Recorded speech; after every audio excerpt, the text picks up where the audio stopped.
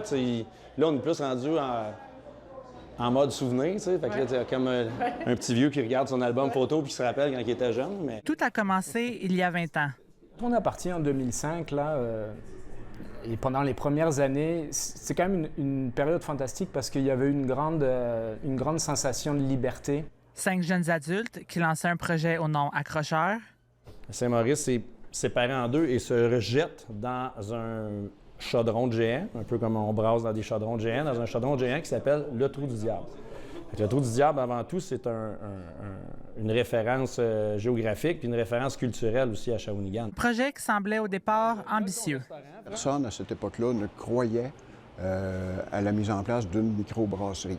Donc, ce que les gens disaient, c'est « Ah, c'est des tripeux de bière et ça ne marchera pas, donc on n'investira pas ». Ça a été long quand même à starter le projet, le montage financier, enfin, de l'accepter aussi. Que les gens comprennent. Que les gens comprennent, l'acceptent, le visualisent. Non, c'était pas si évident que ça, vraiment, de partir ce projet-là. 20 ans plus tard, leur succès continue de croître. Un succès international qui fait rayonner la ville de Shawinigan. On a gagné des prix quand même très prestigieux au niveau mondial. Ça l'a fait en sorte que les gens, non seulement voulaient venir ici, voulaient manger ici, donc il y a eu la création d'emplois, il y a eu l'animation de tout le secteur ici qui, à l'époque, était presque totalement abandonné. Après plus d'une décennie, en 2017, vient un moment charnière pour l'entreprise. Molson rachète la compagnie. Cette entité-là qui a été rachetée, c'est aussi une décision commune aussi de 5 investisseurs qui étaient nous, puis qui s'est dit, ben, tu sais, c'est le temps pour nous de tirer notre révérence. Une transaction qui, selon eux, a ouvert le monde de la microbrasserie au Québec. Où la bière est rendue, ça ne me surprend pas du tout. Je trouve ça merveilleux. Je trouve ça merveilleux qu'on puisse avoir de la bière de microbrasserie dans n'importe quel dépanneur aujourd'hui, dans n'importe quel bar.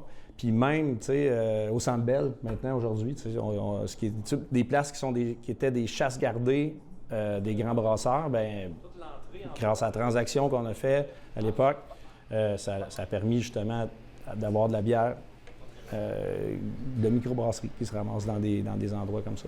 L'amour de la microbrasserie se fait toujours sentir au pub où tout a commencé.